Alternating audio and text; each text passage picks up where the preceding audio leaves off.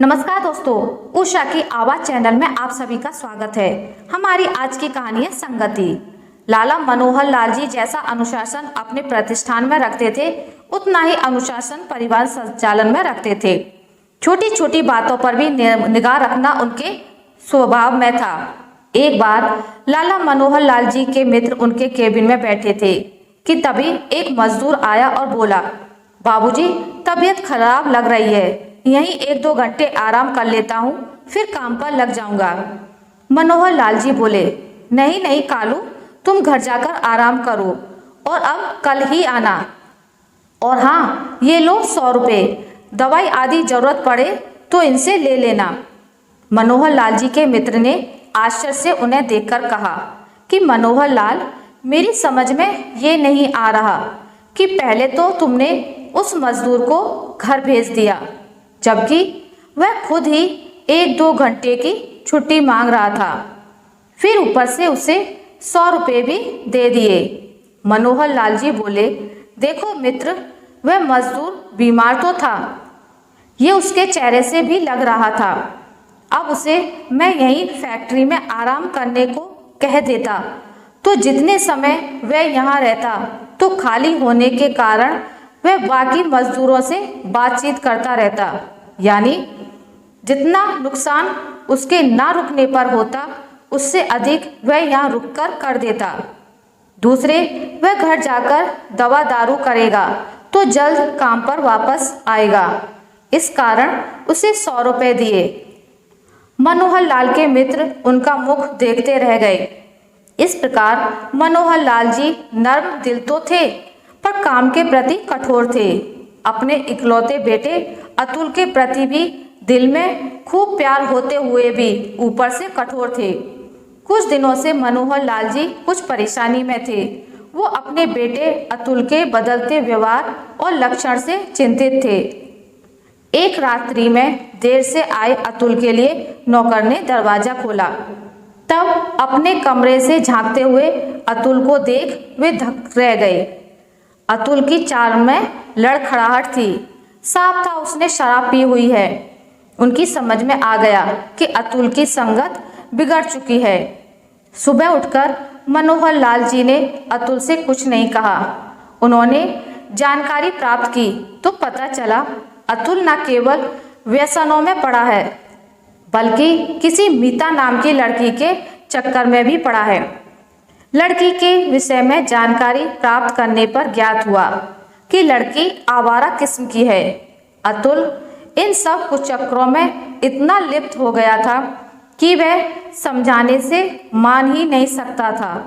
तो फिर क्या किया जाए, सोच सोचकर मनोहर लाल जी का सिर फटने को हो रहा था। फैक्ट्री का कर्मचारी होता तो एक झटके में निर्णय ले लेते। यहाँ तो प्रश्न अपने इकलौते बेटे का था, लेकिन निर्णय तो लेना ही था। उस रात्रि की घटना के 3 दिन बाद मनोहर लाल जी ने अतुल को अपने पास बुलाया और कहा, बेटा अतुल, मैंने तुम्हारा दाखिला यहाँ से हटाकर दिल्ली में करा दिया है, वहीं हॉस्टल में रहना होगा। ये सुनकर अतुल चौंका। उसने धीरे से विरोध किया, पापा, दिल्ली तो बहुत दूर है, आपसे अलग मैं कैसे रह पाऊंगा। मनोहर लाल जी अतुल की इस भावुक अपील के पीछे का मंतव्य समझ रहे थे। उन्होंने कहा, बेटा, अब तुम बड़े हो गए हो, अब तो अलग रहने का अभ्यास डालना ही होगा। अपनी तैयारी करो और परसों सुबह ही तुम्हें जाना है। अतुल बेबसी में चला आया।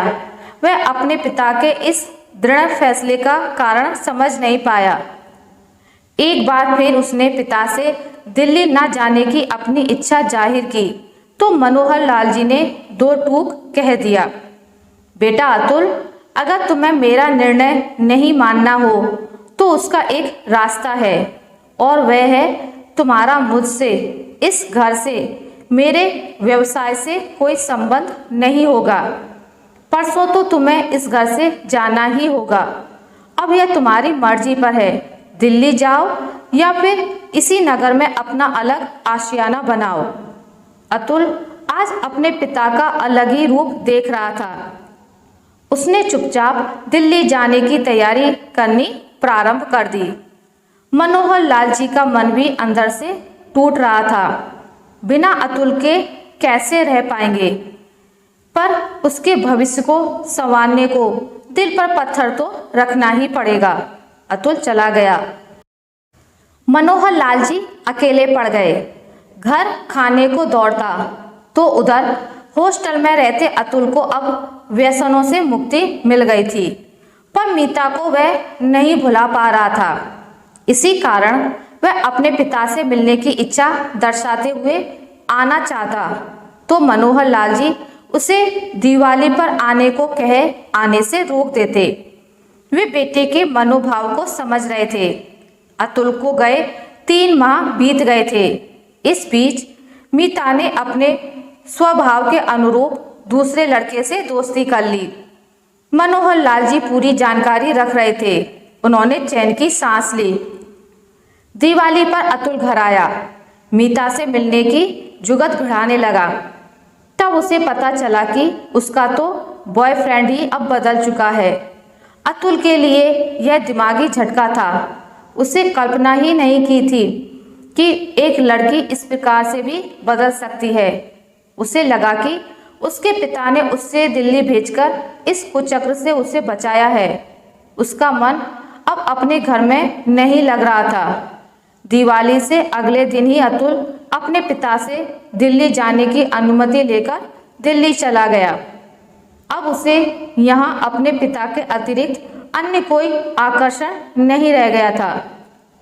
अब वह अपनी पढ़ाई लिखाई मन लगा के करने लगा। गर्मियों की छुट्टियों में अतुल घर आया।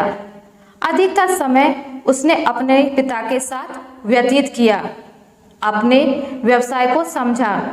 छुट्टियां समाप्त होने पर अतुल ने जैसे ही दिल्ली जाने की तैयारी शुरू की तो मनोहर लाल जी बोले, बेटा अतुल, तुम बिन मैं कैसे रह पाऊंगा? अब मत जाओ, अब जाने की जरूरत भी नहीं है। यह सुनकर अतुल के माथा ठनका। ओह, तो उसके पिता ने उसे गलत संगति से निकालने के लिए ही उसे दिल्ली भेजा था। अंधेरा छट चुका था।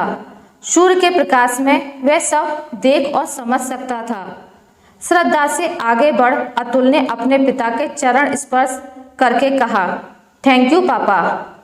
आशा करती हूँ आपको मेरी आज की कहानी अच्छी लगी होगी। अगर आपको मेरी कहानी अच्छी लगी हो तो इसे लाइक करें, ज़्यादा से ज़्यादा शेयर करें, और अगर आप मेरे चैनल पर नए हैं तो इसे सब्सक्राइब करना ना भूलें। मिलते हैं एक नई कहानी के साथ, तब तक के लिए नमस्कार।